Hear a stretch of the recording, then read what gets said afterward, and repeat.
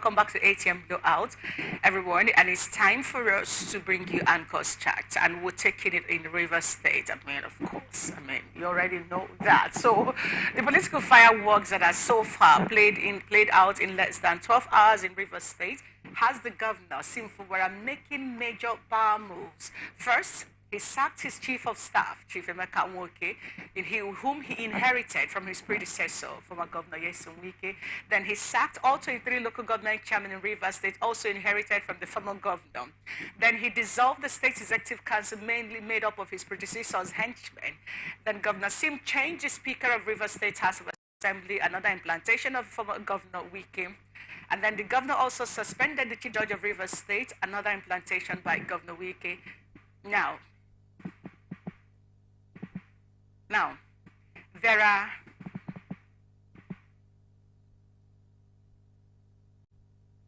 there are several calls for him to seal off the assembly, shut down the courts, etc. The big question now is, whose script will Governor Sim play?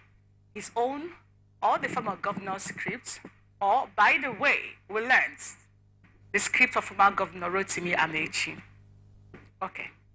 That's basically the lineup of the firewall. But then let's have a quick refresher of the memory, particularly where this fight officially broke out from, which is the State House of Assembly. From the burning of the State House of Assembly, of course, to River State House of Assembly, presently having two speakers. Right, Amewule, the supposed known Speaker of the House of Assembly, but that has been impeached by the Simfubara's faction. And now there is Edison. Let's look at the two speakers side by side, and then we'll come back to you, everyone. Stay with us. As you can see, the House just rose from plenary, and with all humility, I must thank my colleagues, 26 assembly members who have just elected me.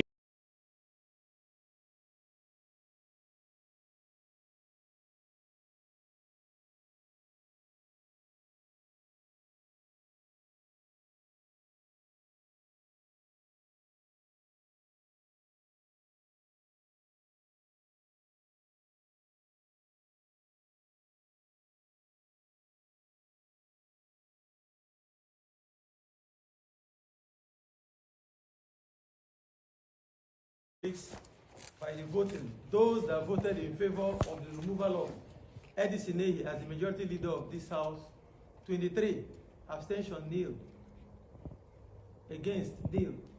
By that result, Edison Ehi is now removed as the majority leader of the Rivers State House of Assembly in line with our standing orders. As you can see, the House just rose from plenary, and with all humility, I must thank my colleagues, 26 assembly members who have just elected me as the new Speaker of the 10th Rivers State House of Assembly. My commitment to Rivers people is that I will be fair, I will be just to all and sundry, and I will ensure that the rule of law takes its course. I will not betray my colleagues, I will not betray Rivers people, I will not betray my constituents. I will also ensure the independence of the Rivers House Assembly is adhered to, with mutual respect to the judiciary and the executive arm of government. Everything due my colleagues, as honorable members, constitutionally will be given to them.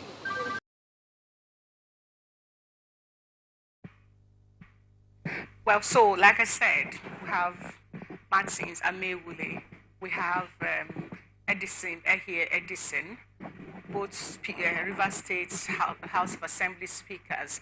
So the question now is back to the governor, the main kingpin in this. Now, let me go back to the story, bring you a bit of the power moves that a man who rarely speaks. You know how they say, be careful of quiet people, people who don't talk. in less than 20, what is even 24 hours? In less than 12 hours, if not less than 6 hours, sacked his chief of staff. Like I said, he was inherited from the former governor, sacked all 23 local government chairmen, also inherited from the former governor, dissolved the state executive council, mainly made up of his predecessor's henchmen. He didn't stop there, everyone. He changed the Speaker of the Rivers State House of Assembly. Just had Right Honorable Edison Ehe. You heard him. Now, Teku took over, according to the governor's handbook right now, from the former speaker, another implantation of the former governor. And now he suspended the chief judge of Rivers State, another implantation of the former governor. Now, I left off from before we brought you those clips. There are several calls for him to also seal off the assembly, shut down the courts. But that's Rotimi Amechi's script, if you remember vividly. So, but again, whose script is Governor Sim going to play out going forward? His own script, which we don't know how far it's going to go, because this man made this move in less than, when I say in less than 12 hours. So 24 hours might be too much, because from the time we woke up Monday morning and we're discussing about the assembly, maybe it's the anger of going to the Moscow Road to check out what happened with the shutdown of the assembly, the burning of the assembly, and police were spraying water and tear gas and what have you on a sitting governor. Well, he came back and shut it down one after the other. When we talk about power moves, who would have imagined that a Similaye Fubara, quiet, non-talking, would ever dare his predecessor? But everyone, that's the fireworks as it's playing out in Rivers State right now. Bestseller. You've actually hit a very important point here about quiet people. You can never imagine what could be the next action taken as long as their ego. I don't really know if it's particularly about the ego, but when you actually see a quiet person, just be careful. Be careful around the person. If possible, just walk around the person like you're walking around eggshells and all that. So, I mean, he has all the powers. He reserves the right and the power to actually purely dissolve, whatever parastatal that concerns his governance.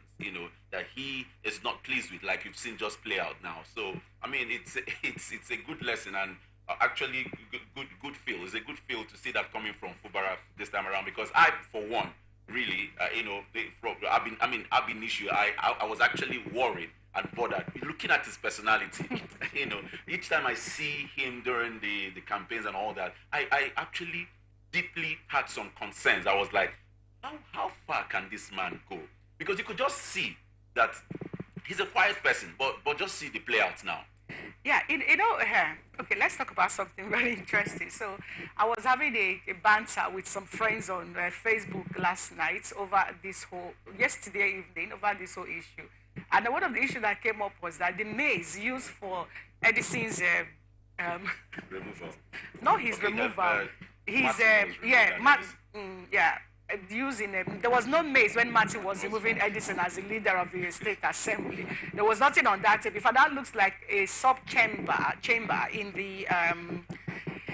the assembly, and we learned they were there as very early in the morning to do the deed. We don't know if that was yesterday, as a matter of fact, or they had already done this and then released the video. We have no idea. But I put that on the side. So the maize, back to the maize that was used in Edison's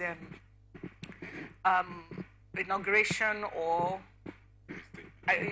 installation as the Speaker of the Rivers State House of Assembly, Governor Fubara's faction. Because we'll have two factions. We still have the Governor Wike's faction. We still have the Governor Fubara's faction. Former Governor, sorry, forgive me everyone. Former Governor Yesun Wike's faction of the Rivers State Government and Assembly. And now we now have the Governor Sim Fubara's faction of Rivers State Government and Assembly. But for the majority of Rivers people, the man whom they enthroned as the Governor of Rivers State is Siminalayi Fubara. It's kind of the King Judge of Opobo. So now that we've been able to separate that, what we are trying to say is that the maize used in the installation of Edison was a silver maize instead of a golden maize. So a colleague, Anita Gona, was saying, no, it's the golden maize that they use in doing this installation. It's not the silver maize. But the issue right now is that there was a maize. Yes. So what the law recognizes, some time ago when Oviamo Omo Agege took off with the maize, or when Chidi Lloyd used the River State Assembly maize as Akpako, as is it? Yeah, we have seen things in this country. and now, that was the closest. So if you don't like it, there was a maize. That is important. The color, you don't know what the color is. So, but the maize was represented. Why is it silver in color? We don't know. We have no idea, but we saw a maize being used in the process. Now, having said that, another angle to all of this is, like I said, who is behind this scene, the lie for Bara? Is it, maybe you can call me a conspiracy theorist, I wouldn't know, but in less than 24 hours after Rotimi Amechi came out and said, you guys in this country are not serious-minded. You expect me to be fighting for when you're not ready to fight for yourself. That politicians steal and go home. He repeated it again because none of you stoned them. And then he comes out to say that you want me to go and start fighting for you. You know that a man forged his certificate, and all of those snide comments here and there. Basically telling Nigerians you're not ready for a better governance. If you're ready, you begin to question the status quo and some of these things. Now,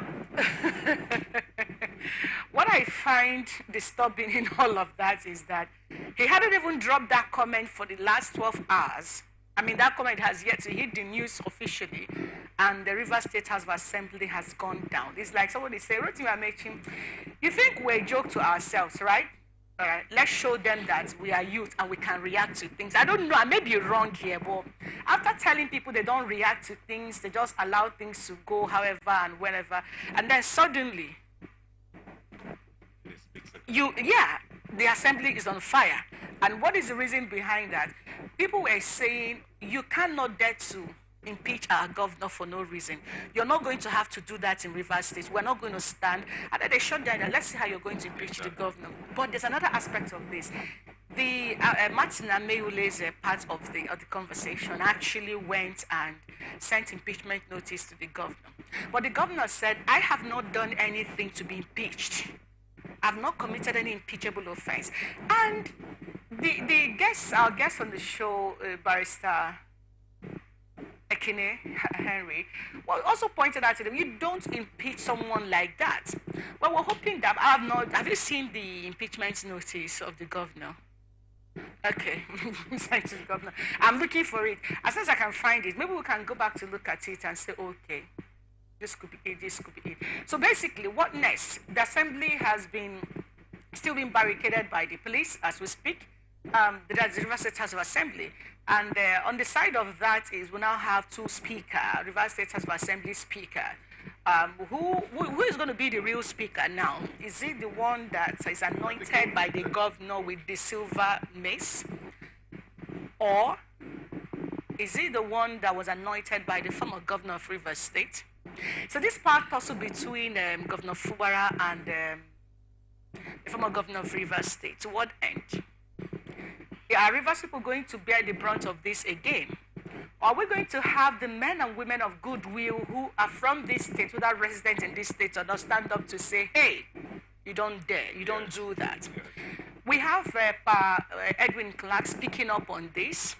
And what would expect is that we'll have more men of goodwill standing up to say, this is what's going to happen, and do not to let anyone, step in the mix of all of this. I'll leave that on your desk now.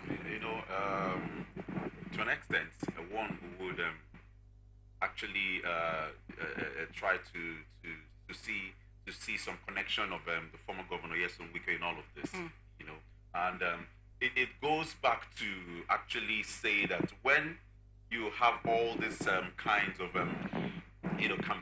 campaigns during elections. Like you have a godfather or an outgoing governor coming in, trying to sell the next gubernatorial candidate to the state.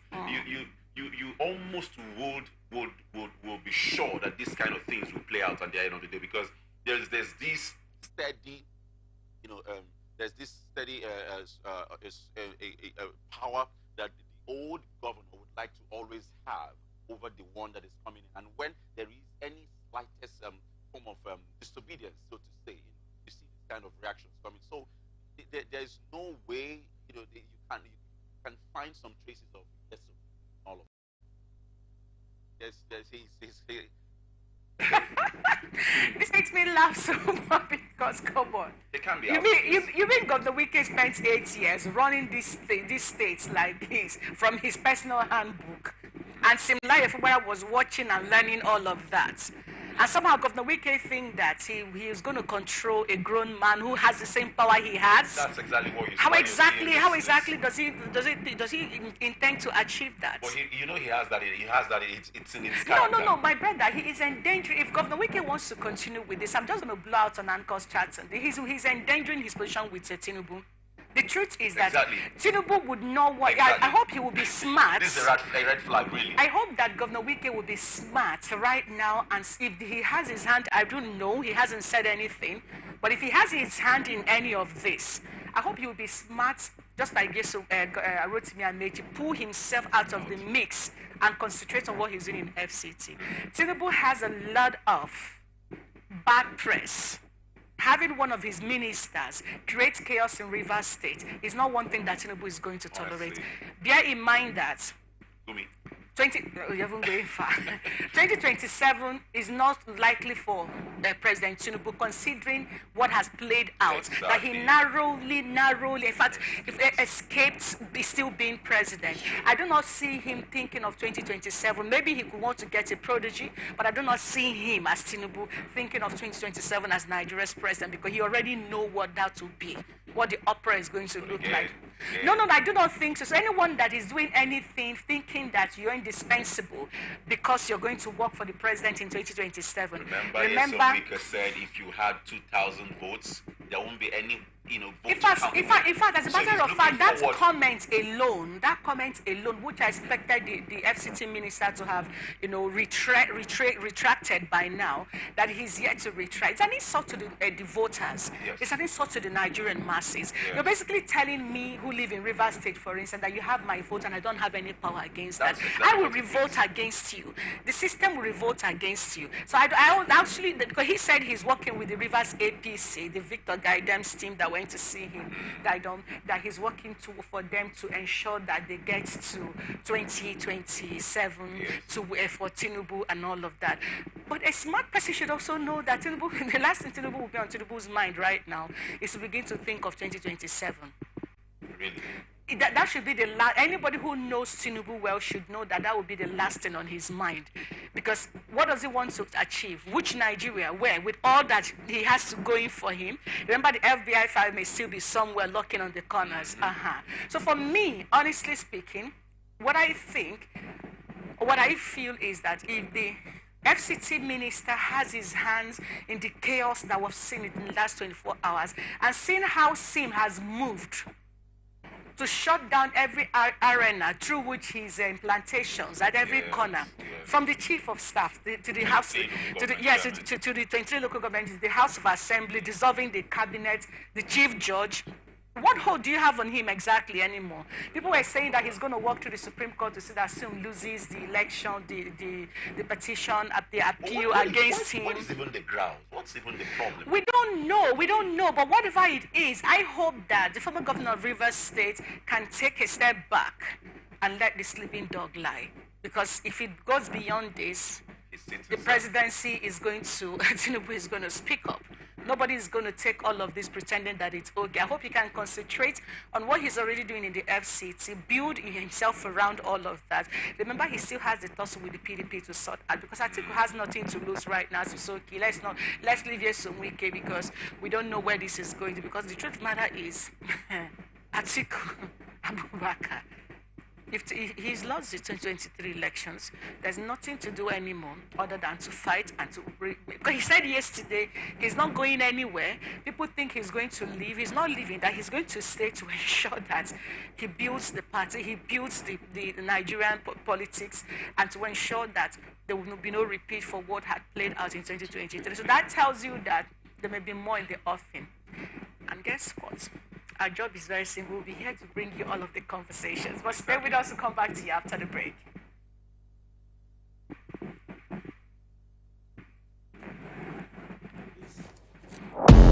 Sam.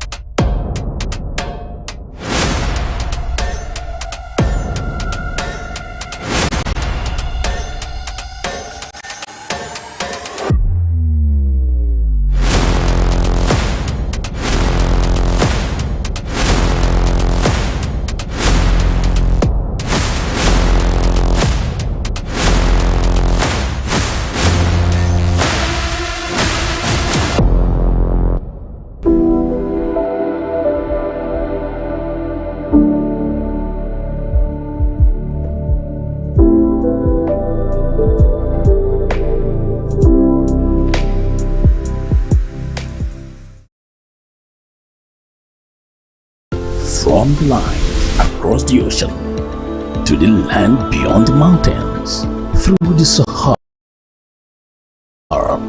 we bring on-the-spot news, live analysis, expert discussions on trending stories in politics, business, socio-economy, sports, and documentaries.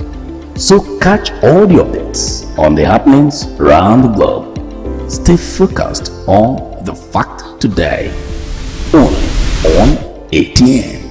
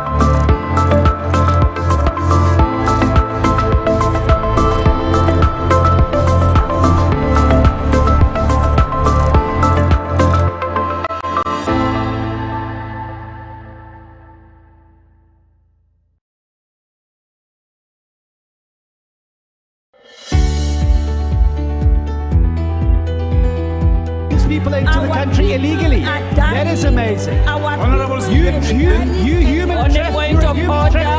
Honorable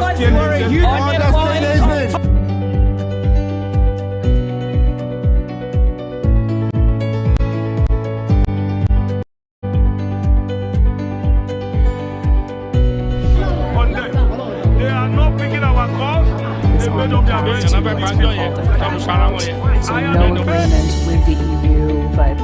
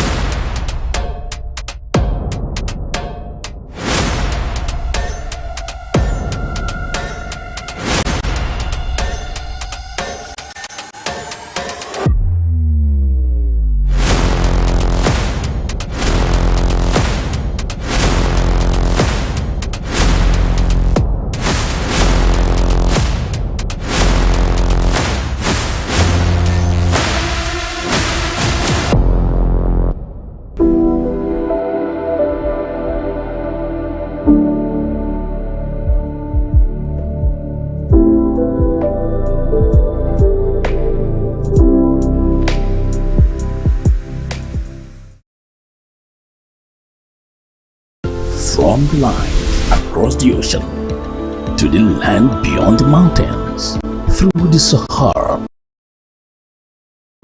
We bring on-the-spot news, live analysis, expert discussions on trending stories in politics, business, socio-economy, sport.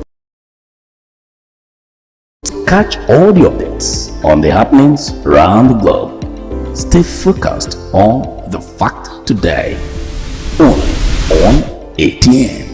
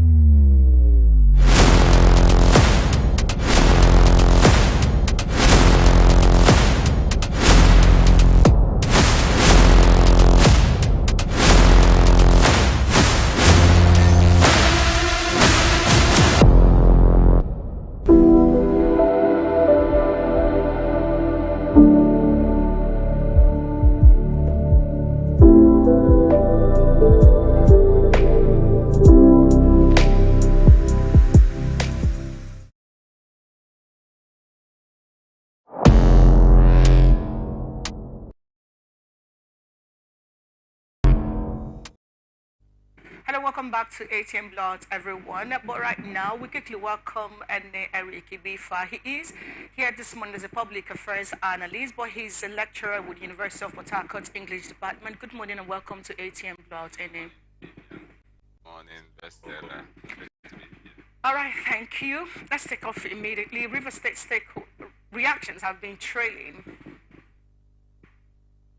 the attempted impeachment of the Rivers State Governor Siminalayi Fubara by some lawmakers in the State House of Assembly. Dr. Bretta Oko-Jaja, former chairman of the National Youth Council of Nigeria, condemned the impeachment process and said any plan to impeach Governor Fubara is destined to fail. Also speaking, Alhaji Abubakar Amaigo Brown, the national president of the Movement of the Survival of Ijaw Ethnic Nationality Worldwide, reiterated their support for the embattled governor and warned against any illegal activity. Dr. Prince Toye Minima, the Right Honorable Speaker of the River State Youth Leaders Assembly, also condemned the act of godfathers in politics and in governance, stating that Rivers people are strongly against the impeachment of the governor without justifiable reasons. The new Speaker of the River State House of Assembly, Edison Ehie, who was voted by the 26th Assembly as new Speaker, also thanked the lawmakers and promised to ensure fairness and justice to all and uphold the rule of law. Here is the report. Well, you all know what is happening in River State. It's not a new thing. There was a purported plan to impeach the executive governor of River State, His Excellency Sir Siminalayi Joseph Fubara today. That plan has failed and will continue to fail. Amen. We are saying without fear of being contradicted that Governor Sim did not commit any offense. Governor Sim is determined in moving River State forward. Election has come and gone. It is time for governance. Every hands must be on deck. Today, we experience what we call a dirty play by some politicians who we call politicians resident in Abuja. They decided to come and try their power. But there is one thing I will say, and that is from the Bible injunction. In Lamentation chapter 3, verse 37, the Bible says, who is it that said, and it come to pass when the Lord have not commanded it? Today we stand with Governor Sim, and we are saying he is our governor. Nobody can impeach him. He has not committed any offense. Enough is enough in River State. I'm here and my people are here for the solidarity of our state, not the solidarity of Sim, but the solidarity of River State. We all witness what happened. And we follow the governor and other good meaning River State people to the River State House of Assembly, where we see everything burned down. And for all our indication and all what we are hearing, but we'll still keep everything rooming. But we know that time will come when we know the appropriate quarter. But for what is happening in River State, all the Rivers people, all the ethnic groups from everywhere, and the Rivers people, they are saying no to violence, and we want peace in this state. We don't want anything of 2015 or 2015 to repeat itself. We are the seal-up assembly and seal-up court. But for what we are saying now, we thank all the good Rivers people that is standing for the Rivers people, and we thank the governor to stand up and say no to dictatorship in Rivers State. Some persons will be in Abuja to direct the affairs of the running of River State. It is totally wrong. It's not acceptable. It's against the Constitution of the Federal Republic of Nigeria. For one man to occupy two positions. You are in Abuja as a commissioner, as a minister.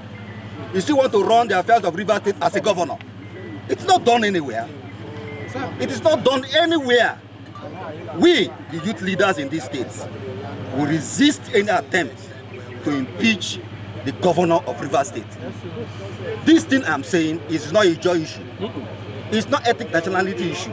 It's not a equatorial issue. But it is for the issue of the entire River State. Yes.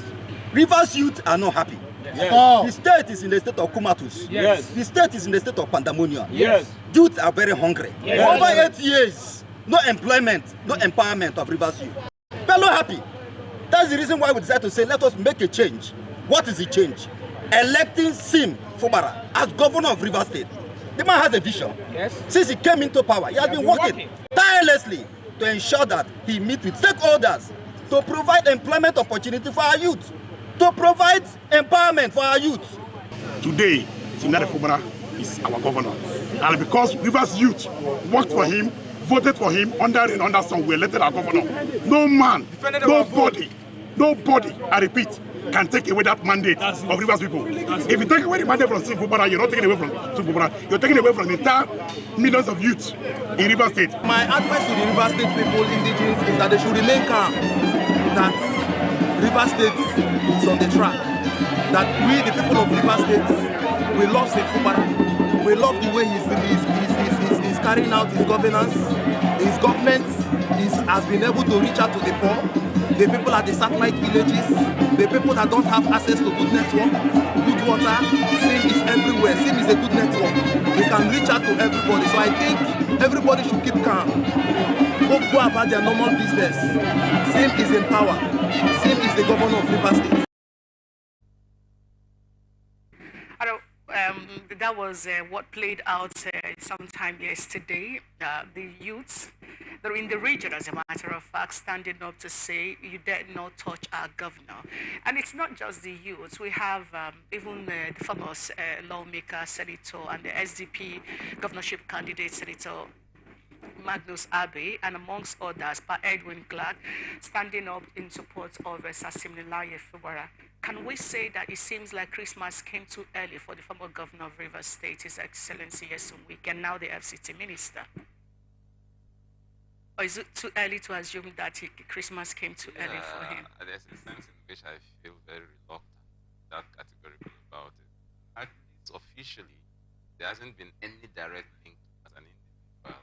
Even though as it stands now, I mean, don't need a crystal ball to tell that this is the hand of Esau and the voice of Jacob. It's possible that the faction of the assembly that acted the way it did couldn't have done that on its own initiative. So there are suspicions of the minister's involvement, but up to this point, he hasn't made any pronouncement. So I think it would be hasty for us to drag him into this. Yes, it's at the level of suspicions yet.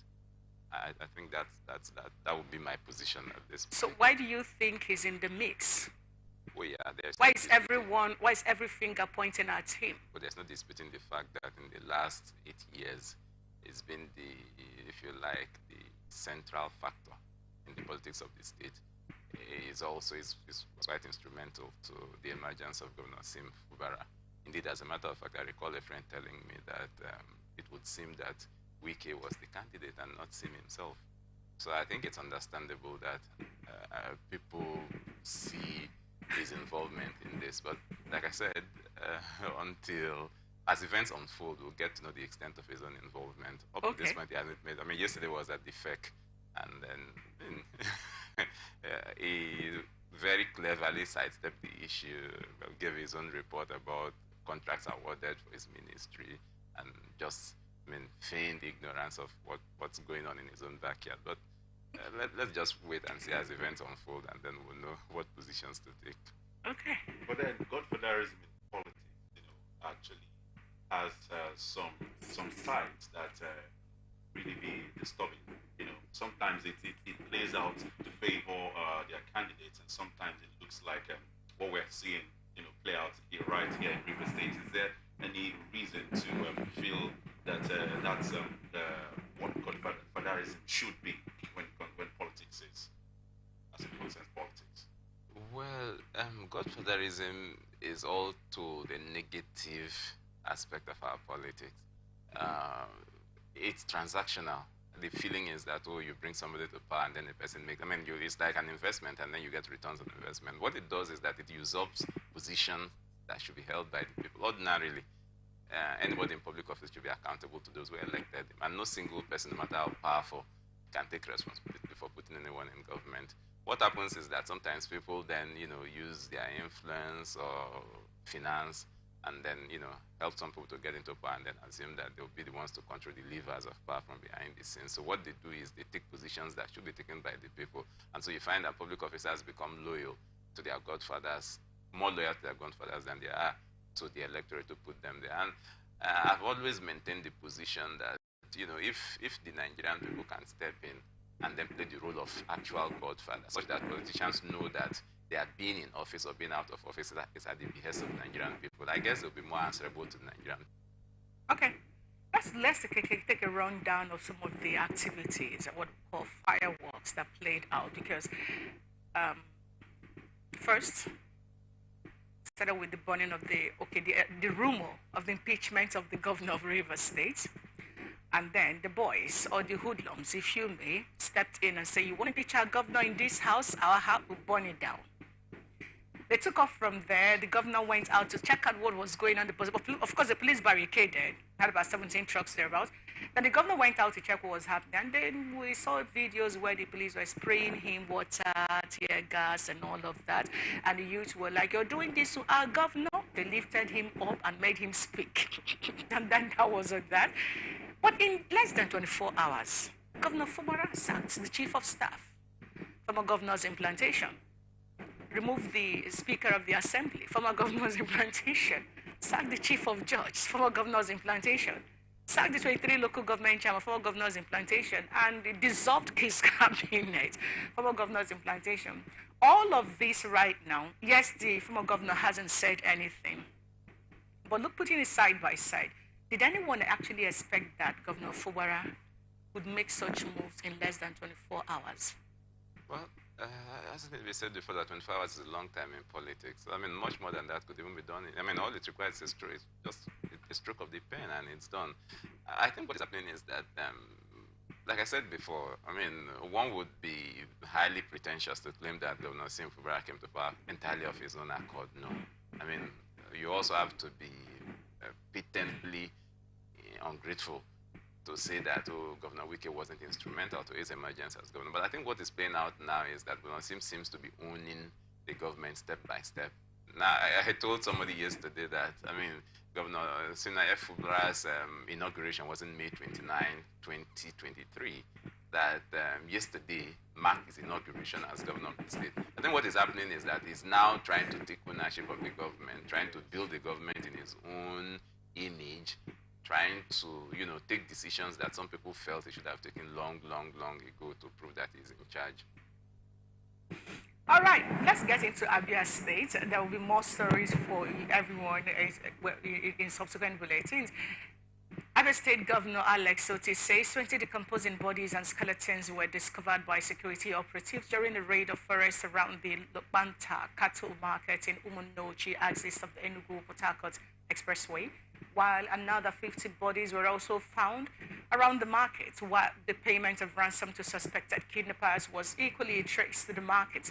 OT who disclosed this during the second edition of his monthly media chat in Umuahia, the state's capital, vowed that no inch of the state's landmass would be left for criminals in line with his administration's commitment to protect the lives of every citizen and visitors to the state, stressing that the resolve of the state to make the cattle market a daily market was not targeted at any particular tribe in the country, but rather it was aimed at revamping the security architecture of the market and its host community.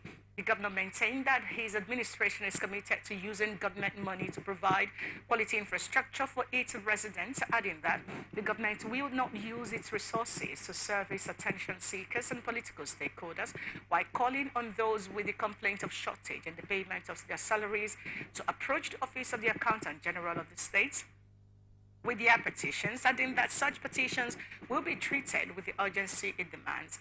Now, beyond the view that this is targeted, the discoveries was targeted at a certain tribe, considering we're talking about Umunochi, that's where the cattle market and all of that is.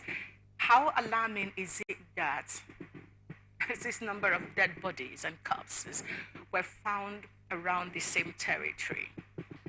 It's quite alarming, and I think that is something that ought to be investigated. The government needs to get to the bottom of this. Those are lives of citizens. Those are citizens whose lives have been cut short, some of them in their prime. And so it is something that the government ought to investigate, get to the bottom of, and then ensure that, appropriate sanctions are meted out to those who are found culpable. And then, if it's possible, some kind of remedial measures should be taken to, compensate or reduce the burden of those who may have lost loved ones in the process.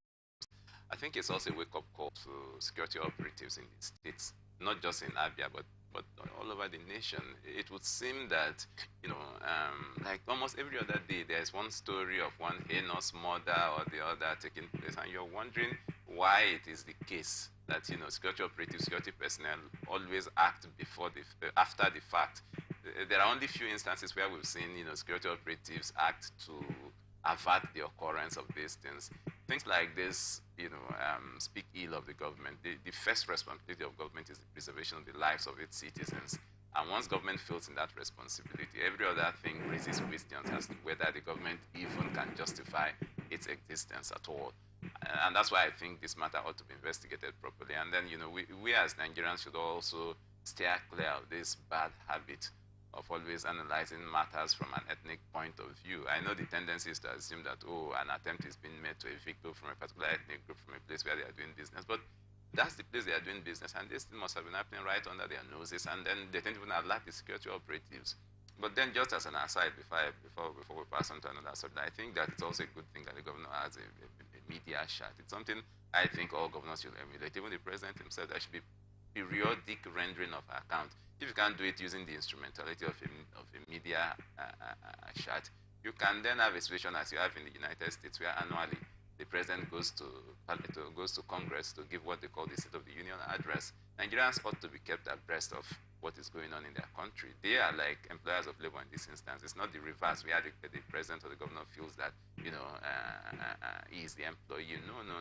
He's simply that he's the employer. No, he's simply an employee of the people, and he ought to give periodic account to them. So I should say thumbs up to Governor Oti. It seems to be, doing the right things all the way. Let's just hope that he sustains it. Okay, Hope is on the mind. December 2021, he also had this kind of a situation where a kidnapper's den was also uncovered, and here we have bodies that are already decomposing. It's not just disturbing, it goes a long way to actually question security operatives in this country, because like you said, these are citizens whose life have been cut short. So one would like to understand, what the these governors, what is this supposed to be a sort of onslaught, or is it just the business is as usual of kidnappers? I wonder what we are supposed to make out of this. My suspicion is that there must be a criminal syndicate at work here. Kidnappers, merchants of body parts, and and you may even be surprised to realize that some of these outfits, some of these illicit or underground organizations even operate in such a way that they have links in other parts of the state. So it may just be that some of these people may even not be from that state. It's possible these may people kidnapped from other places, and their family members couldn't raise the ransom promptly, and then ritualists will come and then buy their body parts and all that. So I think it's something. It's really concerning. It's truly concerning, and it's something that ought to be looked at. And there's no way you look with this kind of thing will happen, killing on that scale, and you won't blame it on the failure of security. I think the security operatives also ought to up their games. It's possible that they're hobbled by a couple of factors, including the fact that they are not properly equipped, the workers themselves are not well motivated. All of these things could also play against them, but some of these things they can also do even with the limited resources available to them. Thank you very much. Let's get straight to the next conversation. Abia State Governor Dr. Alex Oti says President Bola Tinubu's administration is not responsible for the incarceration of Nnamdi Kanu, leader of the indigenous people of Biafra.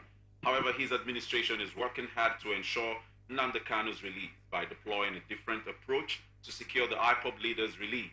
Governor Oti, who made the remark during a media parley in Umuahia, the state capital, said the different approach would not be made public until it had yielded the desired results. Oti said, I believe in results rather than media hype.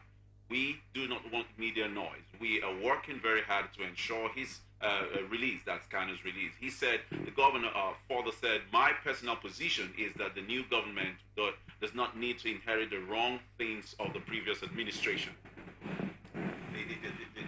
The end part of this is it's kind of ambiguous in a way, but let's leave that apart. Governor Alex Oti seems to be very confident about this. So he wants to do a sort of underground move to ensure the release of Nnamdi Kanu. I wonder why it looks like it's personal, or he's trying to work. Is he a face to what's the release of Nnamdi Kanu? Well, I think there's a reason for which it appears to be personal. Nnamdi Kanu is from Abia State, so one would expect the governor of Abia State to be the one in the lead in the campaign for his release. Until now, it seemed that among the Southeast governors, Peter Mba of Enugu seemed to be the one who was, front and center, trying to project this matter. I think one of the earliest things he did when he assumed office as governor was to pay a visit to Nnamdi Kanu at the Sejon facility where he's been held. So it's understandable that Governor Oti is also now, trying to step up his game. And I also think that this approach is one that hasn't been explored in the past. This approach of going behind the scenes and then letting the results speak for themselves. It would seem that in the past, some people seem to be more interested in, the photo ops, the headlines, and so on and so forth. So it's a good thing we are seeing this happening. I've always made. I think political solution is what we need here. The legal option is dragging on interminably, and the law is riddled with technicalities. Today is granted bail, tomorrow somebody is explaining another reason why it's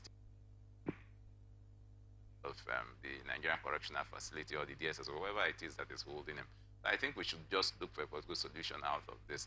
And frankly, and this is perhaps escalating the matter to another level, I think we also need to interrogate some of those issues that Mazi Nnamdi Kanu has averted our attention to. Those are not issues you just throw away. Those are issues that are pertinent, germane to any federal association. We are a federation of nationalities. And when a particular nationality is hurting and then has legitimate grievances, those grievances ought to be addressed. If you don't address them, they will fester. And, my fear really is that if we are not careful in our handling of this, it could just be the first step in a series of events that could just, threaten the cohesion of this country. Right. Let's look at the issues surrounding the release of Nnamdi Kanu. First off, we have had several individuals call for his release. Now, we saw the move of Peter Mba of Enugu State, which is primarily for him. Get this guy out, sort this thing out. I need my state, Enugu State, to move forward. Now, Governor Oti is telling us who is Nnamdi Kanu's governor by virtue of him still being a Nigerian, if you know what I mean. However, if we look at this side by side, the reality is he's saying, I'm not going to disclose moves being made.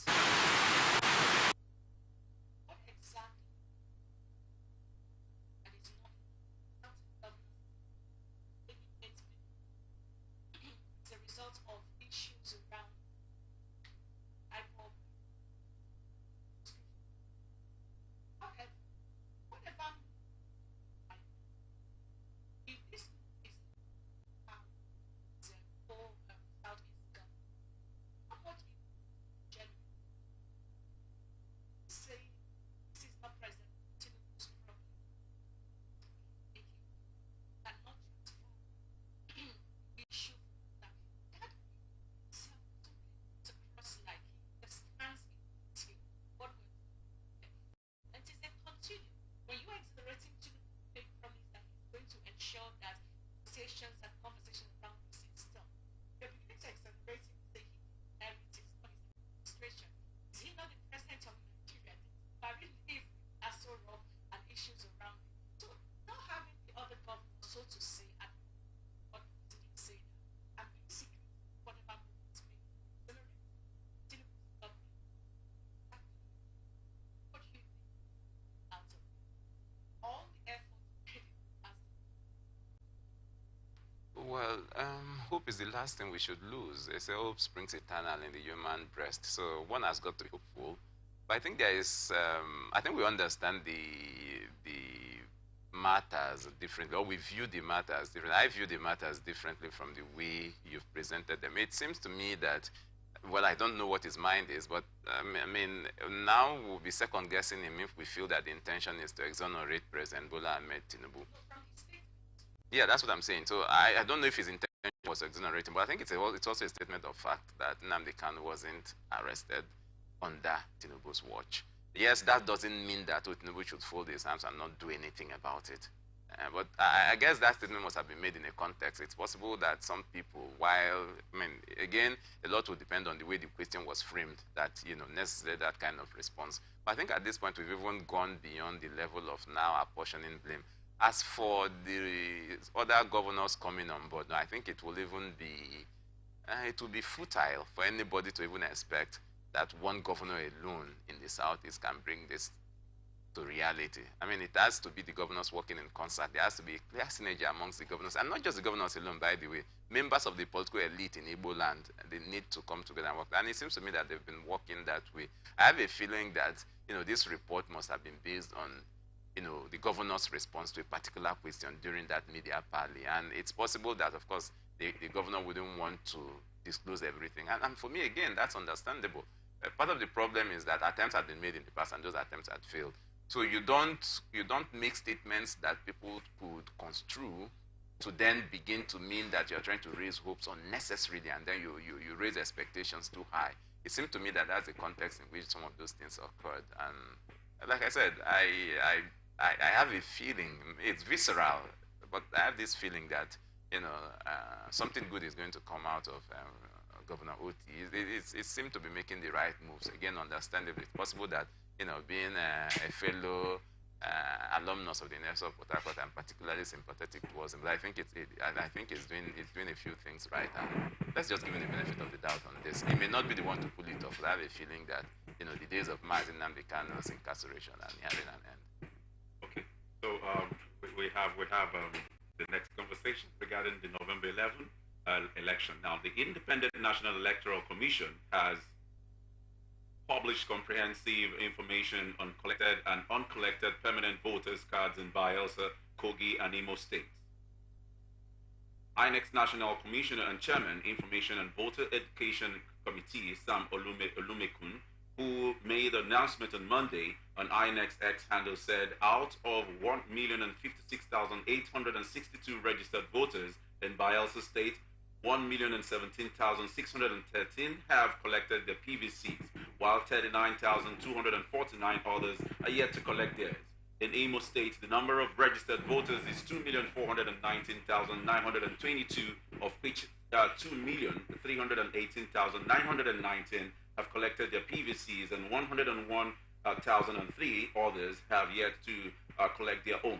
In Kogi State, we have 1,932,654 registered voters, and 1,833,160 have collected their PVCs, a total of 99,494 PVCs are yet to be collected. The Commission further warned that any vote from a polling unit in excess of the number of PVCs collected would amount to overvoting.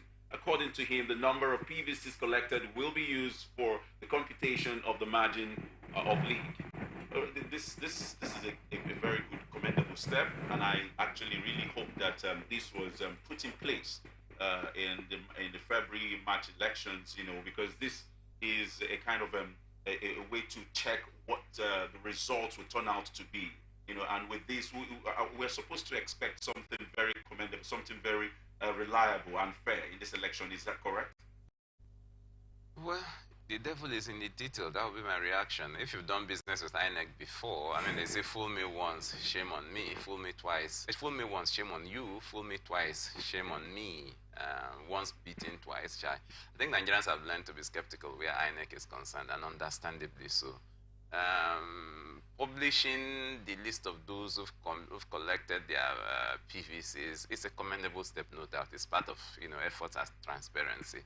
But there's a lot more that ought to be done beyond that. I've heard repeatedly questions directed at the INEC chairman himself or one of the officials of the commission to say, look, are you going to commit yourself to electronic transmission of results from the polling unit? And each time that question comes up, they become ambiguous, they become vague, they begin to equivocate.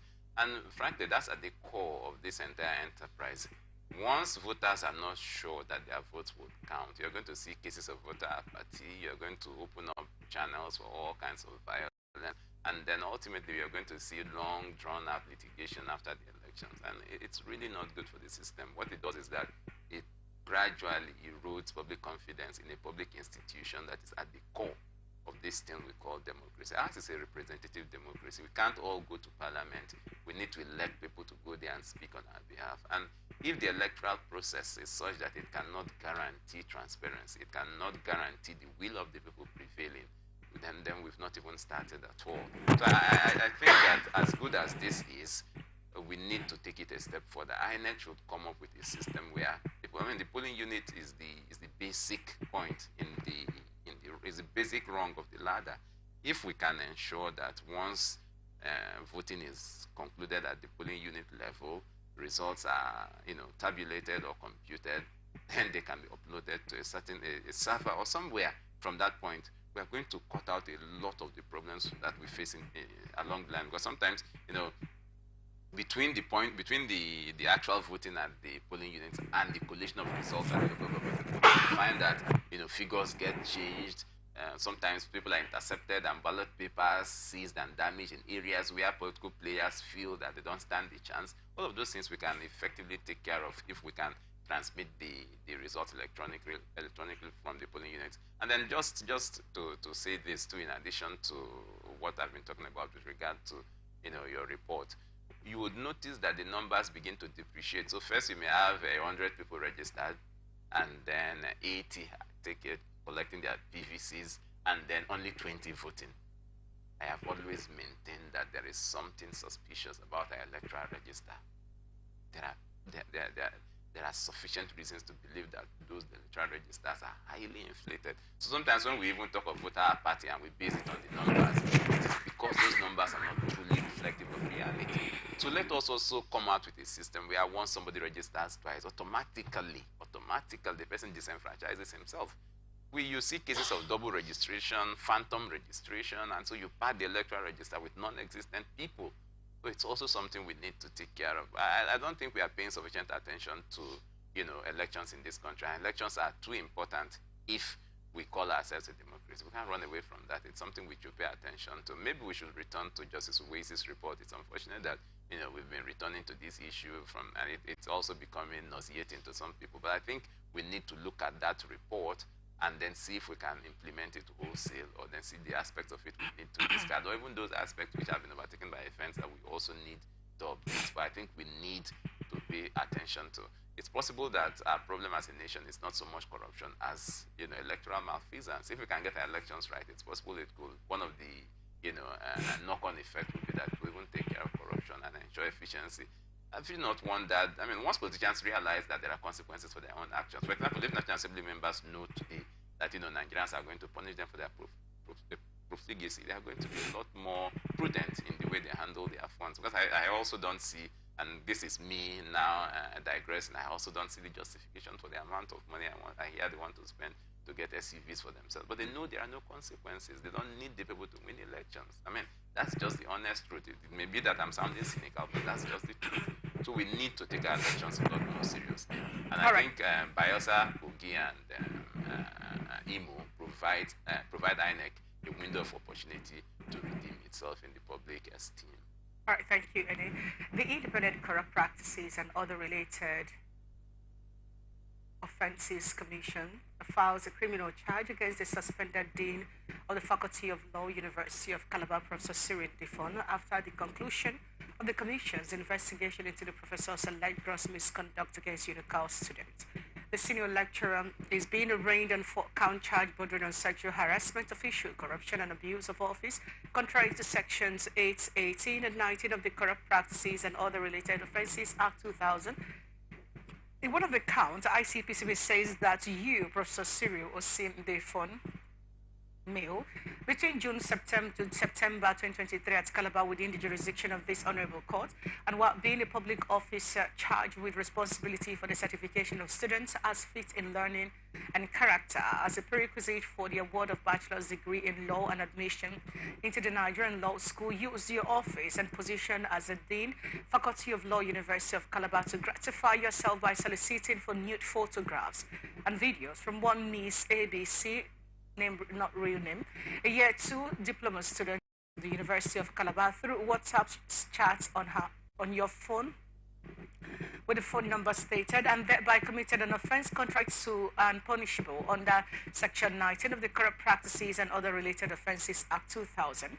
The ICPC says Person Difon will be arraigned in court on a date yet to be given by the court. Now, you recall that the ICPC, in collaboration with the Department of State Services, arrested Person Difon in Calabar, Cross River State, following several attempts he made at shunning several invitations it extended to him by the agencies on the 4th of October 2023. So, as a matter of fact, when the school had their panel set, he refused to see them. Rather, he ran to the industrial court to stop whatever proceeding. When they came out and indicted, clearly the ICPC and the SS took over. He's in detention right now as the case is getting. This is the ICPC making an official petition in court against him. Now, when you talk about these issues, at some point, one of those occasions when they came, he said they came to pick him up, he was in church. He was serving in church.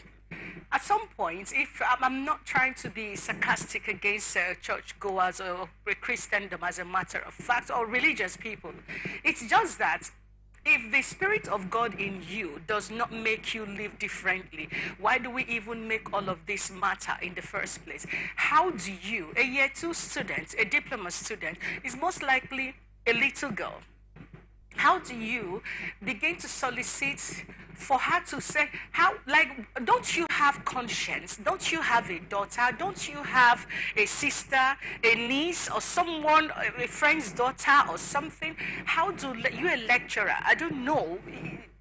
Is it, you know, sometimes people say the way these girls dress, they give an invitation for people to come after them. I don't know, but as an adult, is there no, I just want to leave this because when I read through the rigors of all of this, I'm just imagining someone telling my younger sister, for instance, to send them nude. You know, this is the kind of thing where some fathers pull out their guns and go after you because, like, excuse me. Well, you don't even need to have a sister or a daughter to be repulsed at this kind of thing. There is this basic humanity in all of us. That should be, a basic humanity that should be in all of us. Sure. Well, it's in all of us. Some suppress it, and then maybe over time they just possibly kill it. But, I mean, there should be something in all of us that, you know, finds this utterly revolting. But again, we live in a society where people get away with a lot of things. With regard to this particular professor, it won't be the first time an allegation like this is made against him, and then, you know, it won't also be the first time he has also wriggled himself out of it through the law. So I think it was yesterday I saw the report, but the event had happened earlier in the month. I think there was a conference of family lawyers here in Port Harcourt, if you recall, and one of the persons who spoke at that conference said something about the demands of proving guilt in cases of sexual assault. I think particularly in cases of rape. Yeah. And then the need for the law to be looked at once again. So, the former governor's wife, oh yeah, Justice Judith. Yes, that's it. Just a Suzette, sorry. And she went on to even say, yeah, she recommended an amputation. It won't be the first time. I think Bola Ige, as Attorney General, also, maybe, I don't think he made that in jest, something like castration of those who are found culpable in these matters. But I think that it's something that should, you know, we should use this to start a conversation around sexual harassment in our universities. It's endemic. It's pervasive. Unfortunately, it seems that we're not paying it sufficient attention, and you know, we've not made example of people who are doing it. I am all for giving everybody the benefit of the doubt. If somebody is alleged to have, you know, committed this kind of infraction, all entitlements that accused people get should be extended to the person. There should be a presumption of innocence. But once the person has been found culpable, then the appropriate sanctions should be meted out, and then strongly also. And then we should also begin now to, you know, look at ways and means of ensuring that these things don't happen again. Because, I mean, it's a distraction. That's not the business of the university. The business of the university is to generate knowledge and then disseminate it. So things like this become a distraction. Part of the reason is also that sometimes we also need to look at the recruitment processes. Because, I mean, if the university purports to award degrees in learning and in character, then it means that those who train people to be eligible for those degrees also have to be worthy, not just in learning, but also in character as well.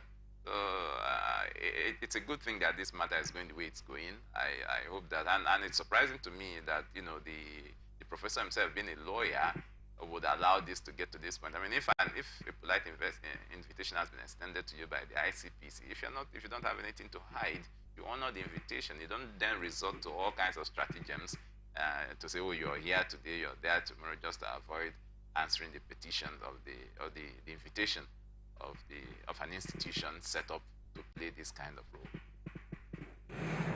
Okay, you know, some lecturers have actually escaped this. You know, some lecturers are retired. You know, they went through this. They actually got some students to have actually gone through this terror by them, because this is like terror. You know, but my concern here is these lecturers are out of the institutions and possibly still going on with this. You understand? How do we actually nip this at the board? Is there any possible way of actually still getting to these lecturers, you know, that is not really within the four walls of the institution? Well, there's something lawyers call the statute of limitations. If an offense is committed and over a long period of time, it can be assumed that the person can no longer answer for it. So to that extent, you could say that some of them have escaped. But I think that I don't have a magic bullet for this, but I think one way we can go about this is that there should be, universities themselves should, you know, stop being ceremonial about things like orientation. When students are admitted newly, you know, these are naive children just out of secondary school for the most part. All of them minors for the most part. Yes, there are a few others, but the majority of them minors. Some of them just barely 16.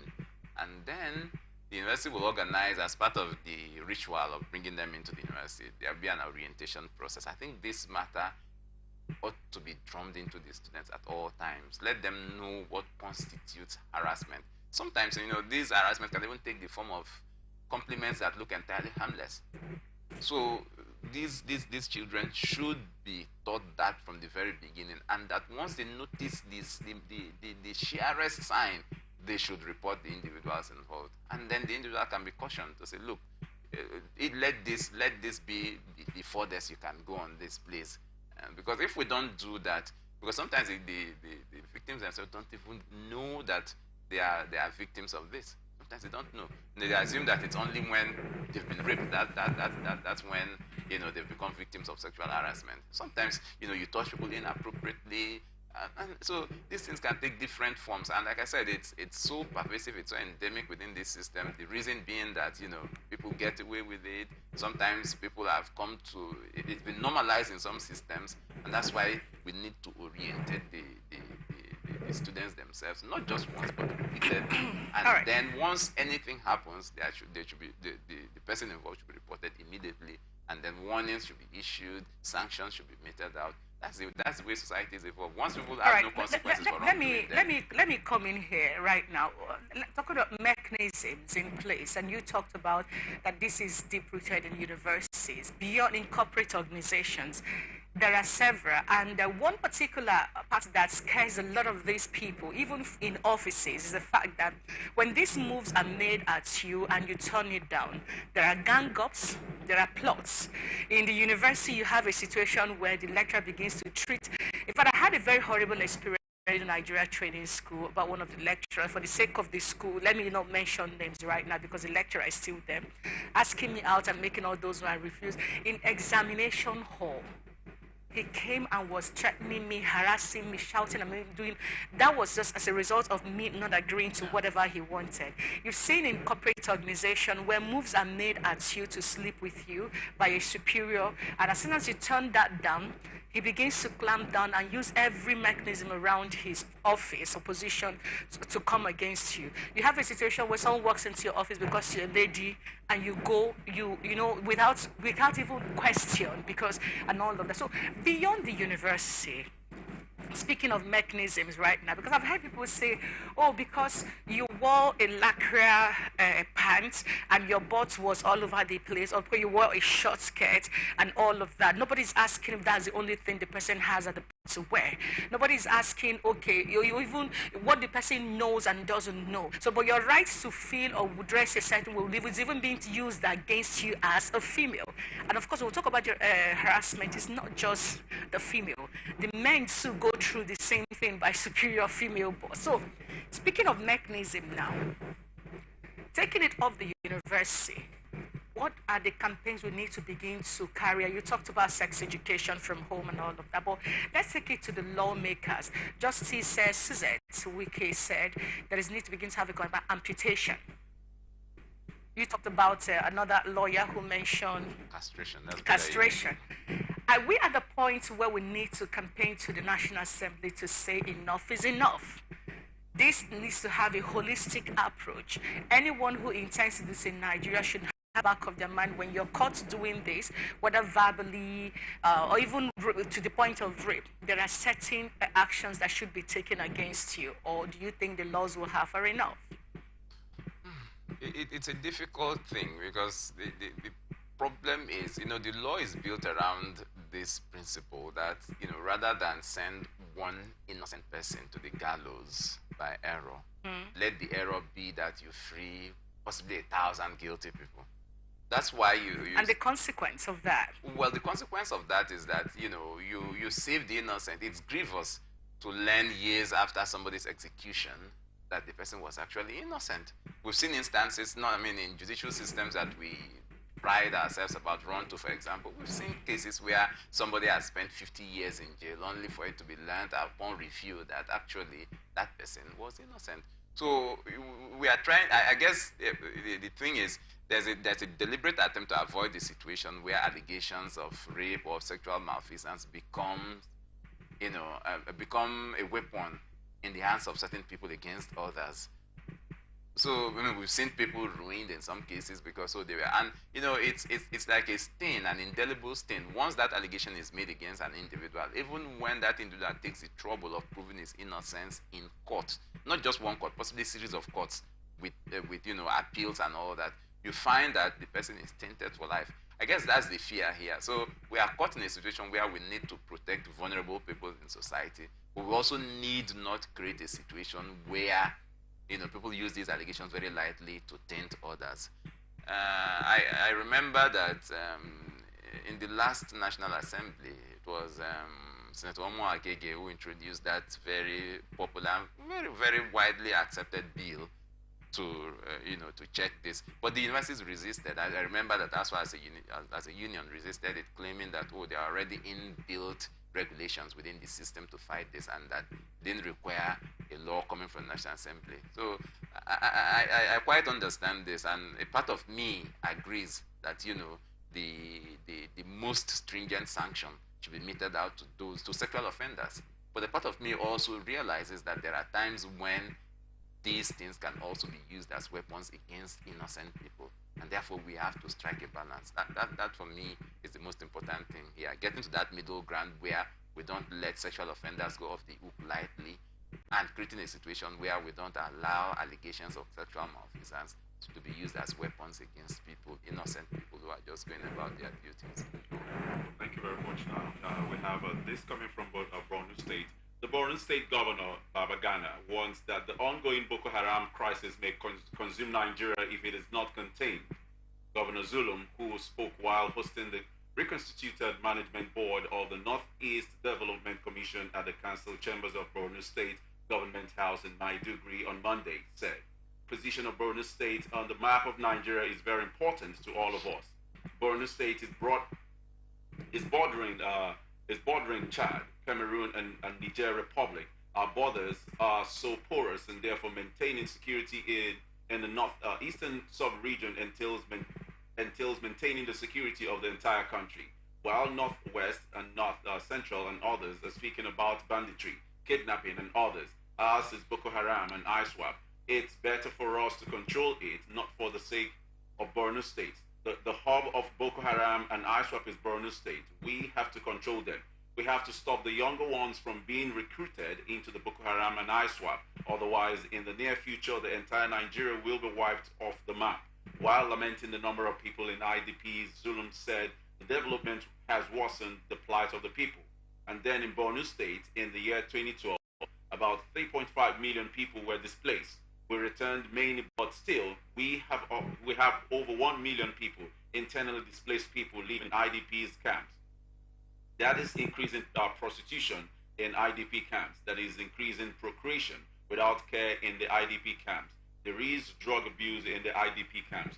Okay, Boko Haram is something everyone has actually known to an extent, and it can never die down.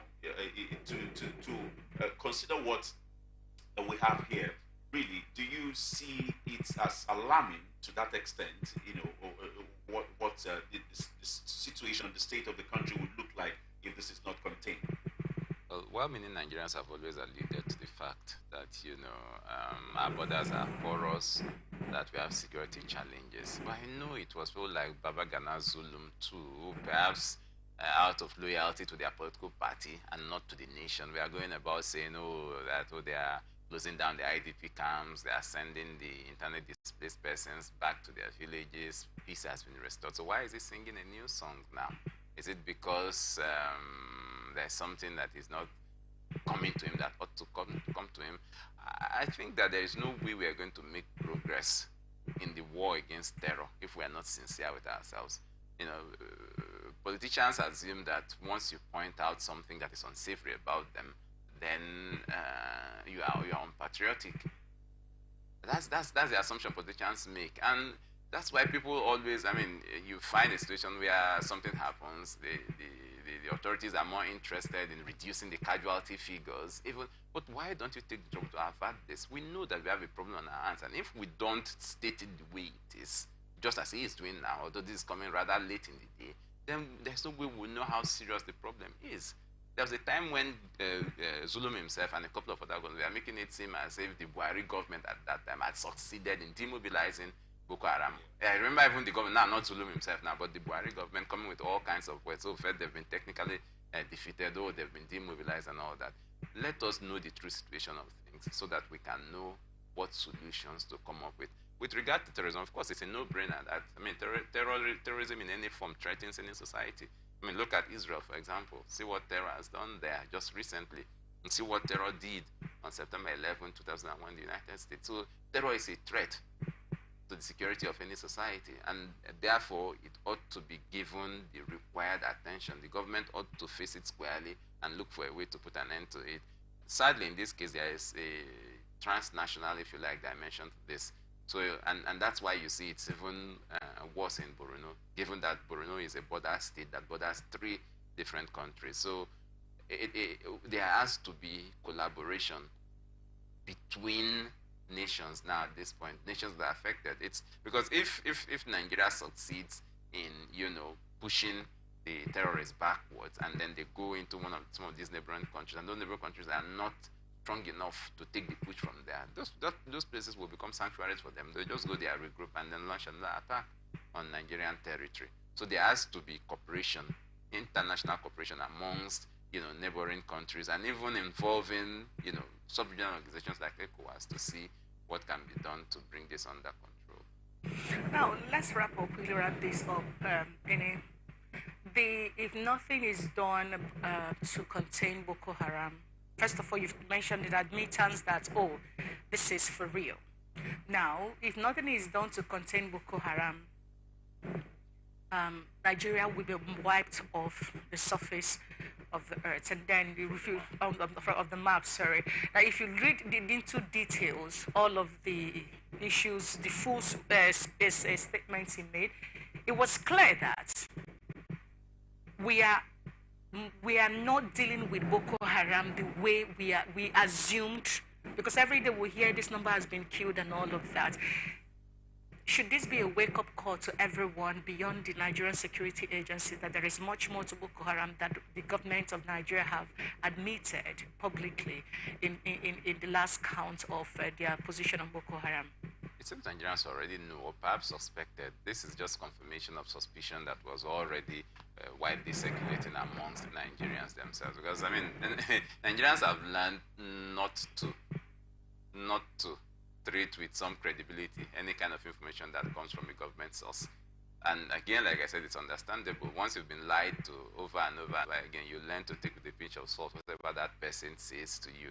So Nigerians already know these things. That's just the truth. What the governor has simply done is to confirm what Nigerians already know. And like I said, you cannot, I mean, there's no way you're going to overstate the situation. The truth is that Nigeria is seriously under threat from terrorists. Whether it is adequately reported or not is quite another matter. And frankly, we deceive ourselves as a nation if we think that, oh, by simply ignoring it or by simply underreporting it, we can solve it. No. All right, and whatever the outcome of that is, we just keep our fingers crossed and hope for the best. Thank you, Ene Eric Ibifa, for being part of ATN Blowout this morning. Yeah, they say time flies when you're having fun. I didn't know we've already done this. No. Thank you very, very much for having me. It's always an honor to have you here. And that's been a show, everyone. If you miss any part of the conversation, not to worry, we got you covered. All you need to do is feel free to always watch us live on our live platforms. StarTimes 19 DTH 194. StarTimes DTH 194. Or you can also watch us live on ATN Live, which is our app. Just go to the App Store, download that. Or you can also watch us live on network.tv. And of course, you can also watch us live on our Facebook and YouTube page. That's Atlantic Television Network on YouTube and Facebook. Do well to like, share the content, comment, and also follow us. As well as on other platforms on X, we Atlantic TV Net, on Instagram and TikTok, Atlantic TV Network 1. Do remember that peace and unity are the pathway to progress. Enjoy the rest of your day.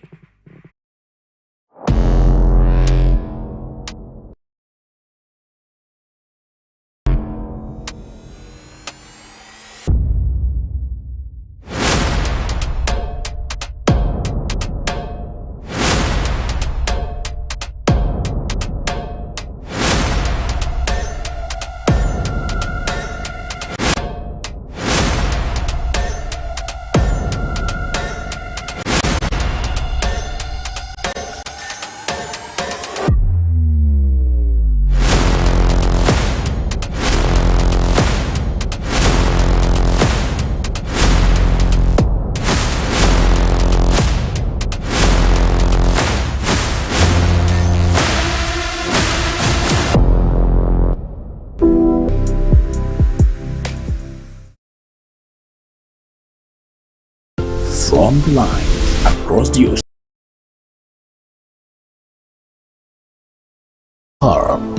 we bring on-the-spot news, live analysis, expert discussions on trending stories in politics, business, social economy, sports, and documentaries. So catch all the updates on the happenings around the globe. Stay focused on the fact today, only on ATN.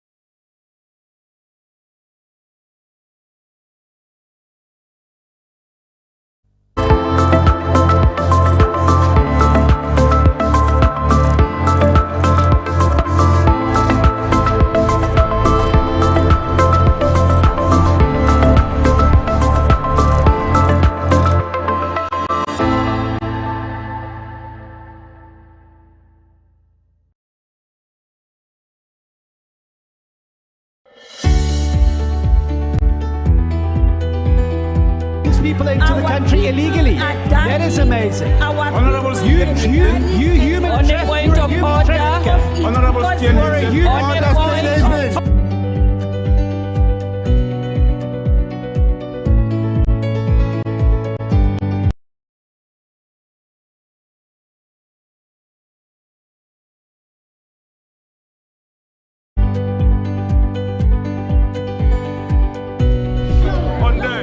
They are not picking our calls.